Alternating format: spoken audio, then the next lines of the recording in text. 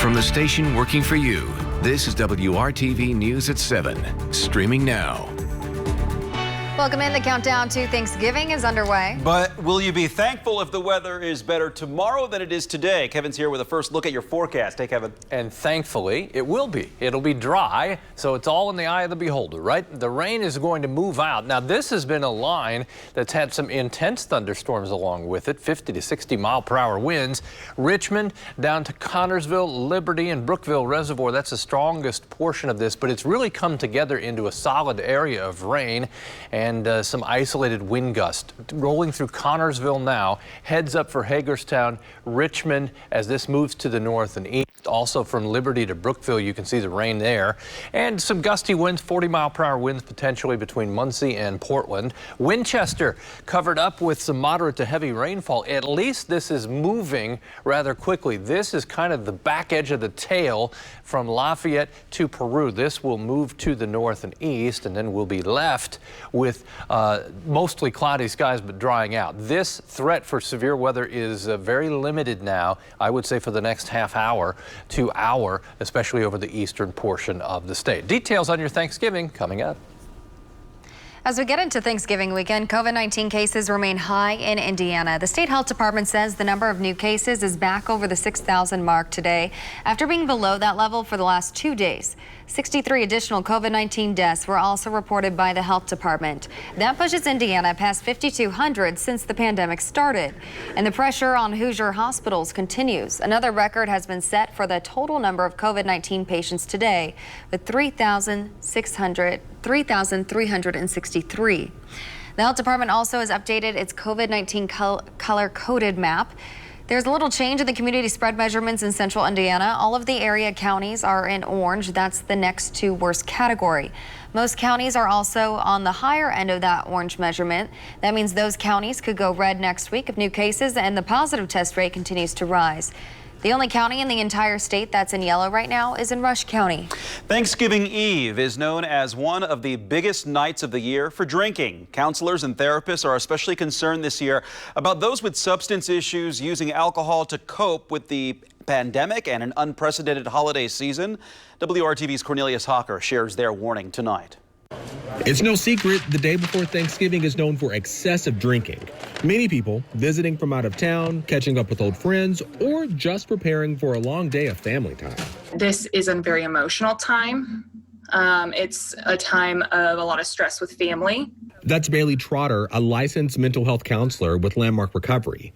She knows hospitals and treatment centers are preparing for this. Alcohol consumption is up, and so being aware that more people may be coming in or needing treatment for either alcohol-related issues or injuries. But as you know, this isn't a typical year.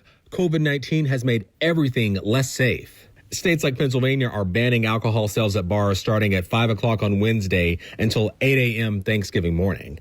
While that isn't happening here, Bailey says people who are choosing to celebrate Thanksgiving on a smaller scale still need to be aware of how much they're drinking, even those who may be alone on this holiday. Let's say it really is just you at home drinking to excess.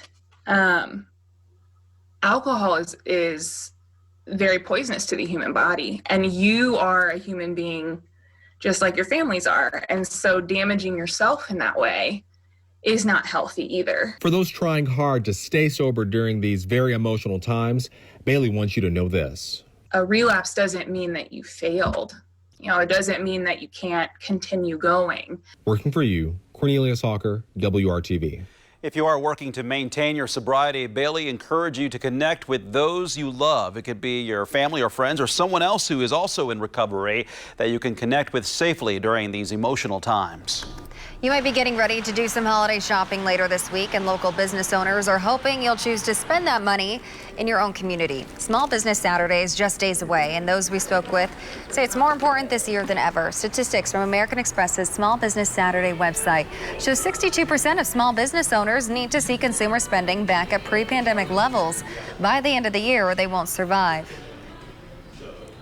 Small business. If these businesses start to close, it hurts everybody. It hurts the property values because you're going to have a lot of vacant buildings down here. It's going to hurt the home values because so much is moving out of the area, and it's not going to have that thriving cultural scene that everybody wants to live and enjoy. In order to promote the small businesses here in Fountain Square, the Merchants Association created these passports. You get a stamp when you visit a locally owned shop, when you can be entered in a drawing for prizes like this. 2020 forced many major events to cancel, including fundraisers to support education, youth, and health programs. Indiana Black Expo, celebrating its 50th year, decided to continue its scholarships by honoring 50 scholars statewide. WRTV's Rafael Sanchez sat down with CEO Tanya McKenzie. Tell me about this exciting thing you've been doing now as you continue to celebrate your 50th year in this community. We still wanted to celebrate 50 years of success. And so what we did this year is we provided 50 scholarships to well-deserving students in our community, just to make sure that, we help toward, their college tuition. How much do you want the community to know that you're committed to the youth of today? Absolutely. The one thing that we did, and Raphael, we moved to the east side of Indianapolis last year and purchased the Crossroads College, Bible College building in order for us to do more programming with the youth. And so we just really feel that it's key that, we have to invest in our future. Of course, Expo, like so many other organizations, hit hard by this pandemic. As you look into 2021, Tanya, do you see maybe a parade? Do you see maybe being in the convention center? What do you see in 2021? We're looking for some good news. We're keeping our fingers crossed, and we're hoping that, and we are planning to proceed forward, hoping that we will be able to have those critical events for the community. I do miss my Battle of the Bands. I do miss my parade, and I do miss seeing all those folks come in from all around the country for summer celebration. We miss everybody right now. So, we'll keep our fingers crossed and, see what everyone has to say, and hopefully that the conditions for our community gets better. Tanya McKenzie, the president and CEO of Indiana Black Expo, thank you so much. Thank you so much. I appreciate it. Well, the Indiana Black Expo invested $25,000 in its scholarship program. Each student involved received a $500 award. More and more people are lining up to get COVID-19 tests. There's a strong chance the lines will only get longer. That could cause a shortage in supplies. That story coming up on the 7. Over the last few days, we've seen more people travel than since the pandemic began, and health experts say that may cause big problems right as we head into the Christmas holiday. Nearly 5 million people have flown since Friday, and even though the CDC has been urging Americans to stay home and avoid travel this Thanksgiving. Family is so important right now, and having support and being there for one another. We just really need this hope and this connection right now. Officials worry things will only get worse with holiday travel and people gathering indoors. The surge already hitting Americans hard for the first time since May. Deaths surpassed 2,000 per day. Hospitals coast to coast are feeling the strain. The CDC is now considering reducing the quarantine period for people exposed to the virus. Instead of 14 days, down to 7 to 10 days. The government is hoping the change will get more people to comply. With the surge in cases, Scripps reporter Cesar Rodriguez is looking at how new concerns about running low on testing supplies and where could be hit the hardest. Healthcare professionals around the country are terrified about what might happen after Thanksgiving. We're very concerned. I'm worried too, definitely concerned. Medical experts in the private and public sector agree that post-Thanksgiving might see an increase of COVID-19 cases and impact tests, resources, and providers. We're already seeing our systems for testing being strained by the surge we're experiencing now. So it should come as no surprise that if people don't follow public health guidance and do gather, that those systems could experience additional strains. The medical community fears that with the spike of infections, it could increase lines here at testing sites just like this one, specifically in places with harsh winters. I think that for the cold places is where I'm most concerned, because I think everyone is going to have to get really innovative and shift to operationalize testing in a way that's winterized. And so I think most of the places where we're going to see those winter changes are going to be probably the hardest hit. Healthcare professionals say they have already seen a shortage of supplies and testing kits. We have seen a little bit of a delay in our turnaround time for results. We were traditionally seeing like 2-day turnaround time, and now it's gone up to 3.5. So a day and a half makes a difference for somebody who's waiting for results. And we've seen testing demand increase. And healthcare providers say even though they've been talking about a shortage of hospital beds for weeks, they worry people aren't getting the message. I'm really worried about what this may be like. I think a lot of people underestimate or maybe overestimate what healthcare can do for them. But if we don't have enough providers and we don't have enough space and we don't have enough supplies, we can't do it. I'm Cesar Rodriguez reporting. This is a wall of rain from Muncie on down to Richmond, then another little lobe of rain from Lafayette to Kokomo. It's leaving. We'll talk about what arrives for Thanksgiving coming up.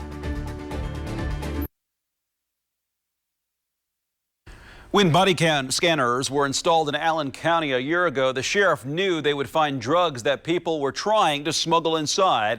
But what it revealed earlier this month shocked everyone. It began when a state trooper pulled over a car for speeding and arrested a man and a woman on their way home from Chicago to Columbus, Ohio.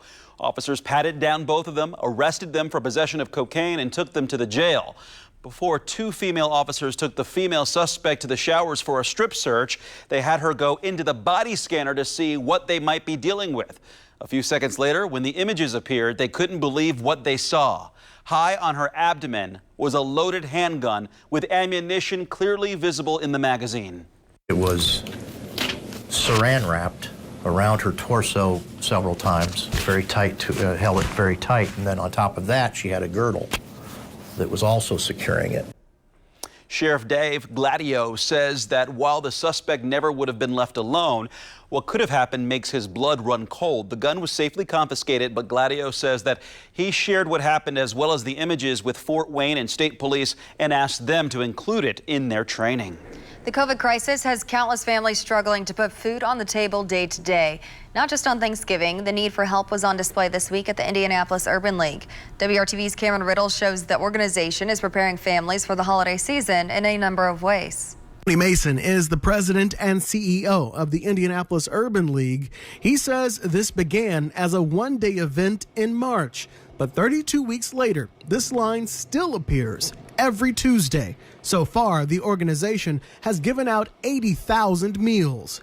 Mason says long lines at drive-through food giveaways are the true measure of how well the economy is doing. You hear a lot of talk about the economy recovering. Well, that's about the stock market. That's not about what's happening to everyday people who, may not have gotten their jobs back, may not have gotten their wages fully restored. At the Urban League today, 700 families received multiple meals along with a Thanksgiving ham. Mason says eating on the holidays should not be added to anyone's list of concerns during a pandemic. Our hearts go out to families that are struggling, and especially the families who've also maybe perhaps lost a loved one who will not be at their Thanksgiving table this year. Due to COVID. The Indianapolis Urban League has gone beyond just giving out food. They're giving Hoosiers everything they may need for this winter season, and that includes a free flu shot. This year more than ever with COVID, it's important to protect yourself from the flu and to stay as healthy as you can. Whether it's a flu shot to protect your family or food to feed your family, Mason says the organization is here to serve. We're doing our part as And the food drive at the Urban League will continue each Tuesday at their offices at 777 Indiana Avenue. The IU Health team will not be giving out flu shots next week, but you can learn more about where to get one at WRTV.com. Kevin. It is 7:18 on this Thanksgiving Eve. You've had enough rain, I'm guessing. 1.14 in Indianapolis. That's officially our rainfall. And I don't say total yet, but we're getting close to the end here as the rain pushes to the north and east and out of central Indiana. I love this picture. Now, some of our first entries in the Holiday Lights photo contest at WRTV.com didn't come with a name And so you forgot to put your name on there, but I love this. That would look awesome, wouldn't it? From the air. Looks like a little mini airport there in the front yard. I'd love to see your home all decorated up. All you have to do is send your picture of holiday lights to WRTV.com. I'll show some of these on the 7 o'clock news, and you may find yourself going to the Christmas Nights of Lights out at the State Fairgrounds for free to see a couple million lights all on display. Lots of color here.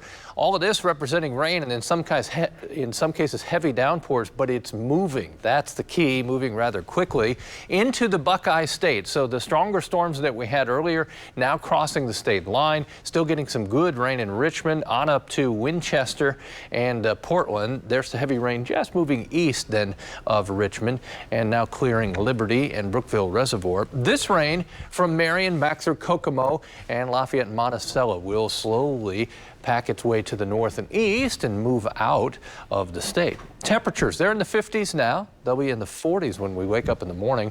52 in Richmond, while it's 54 in Sullivan, mid-50s in Indy. Pretty uniform temperatures. There is the anticipated placement of rain in the next hour, but watch as I let this move through the overnight hours, we dry out. The wind will calm down a bit too. We've had some wind gusts of 30 miles per hour outside of any of the downpours and thunderstorms. By tomorrow morning, the winds generally out of the west at about 14 miles per hour. As you'll see in the 7-day forecast, overnight low temperatures will return to the lower to middle 20s on a couple of occasions. 47 will feel pretty good tomorrow morning. The difference, we don't really warm up a whole lot. Hopefully the table is set tomorrow for a nice meal for your family. Temperatures in the upper 40s. The afternoon hours, we all want to take a walk. See the turkey up there? On the move. 48 for the afternoon high temperature. To the north, Logansport and Cass County about 46. Anywhere north of Indy, upper 40s, trying to hit 50. I think some spots from Indy south will make it into the low 50s. Not quite the warmest temperatures in the forecast, but close. Afternoon temperature on Friday. We'll see more sunshine Friday than we will tomorrow. Temperature 46 at noon. Afternoon high temperature of 53. The gray of cloud cover first thing Friday morning. You'll see it try to clear as we get into the afternoon hours. We'll just need to be patient with that as we see a mixture of clouds and sunshine. Temperatures all lower to middle 50s as you get south of Indy. Into the weekend, we go 47 Saturday, 50 on Sunday. We'll keep it dry both days, and Monday we'll watch for this. Blue represents snow. We could see snow showers early next week, enough to cover the ground potentially. That would be our first accumulating snow. November 19th is the average date for our first accumulating snow. Notice the cold air that comes with that next week, guys. Monday, Tuesday, and Wednesday, all in the 30s for highs and lows into the 20s. That's the menu as far as weather's concerned. We'll be Do you go all out for the holidays with your home light display? We want to see it. Submit a photo of your home's holiday light display and be entered for a chance to win tickets to the 2020 Christmas Night of Lights drive-through light show at the State Fairgrounds. Your photo may show up on the news at 7. This contest ends December 6th. Go to WRTV's app for more details. WRTV's annual toy drive is underway. You can drop off new unwrapped gifts at several Central Indiana U-Store locations. We'll also be collecting donations at Simon Malls in the Indianapolis area on December 5th. You can also make a financial donation online at WRTV.com/toy drive. Thanksgiving Day will mean the return of a downtown tradition that will still go on despite the pandemic. The bronze cherub is once again set to mysteriously appear on the old Ellis Ayres clock at Washington and Meridian Streets before tomorrow morning. The cherub first began appearing outside the old Ayres department store in 1947. The clock has been undergoing restoration and the cherub has been buffed up as well. When the cherub returns, it will be shinier and cleaner than ever as it watches over downtown until Christmas Day. How about this? The rain finally making its exit to the east into the Buckeye State. There'll be some straggling showers over Delphi over to Logansport, Peru, and Kokomo. Any of the isolated severe threat has now come to an end. A calmer, cooler evening. Sounds good. And thank you for making WRTV your choice for news. Night at 11. We'll see you then.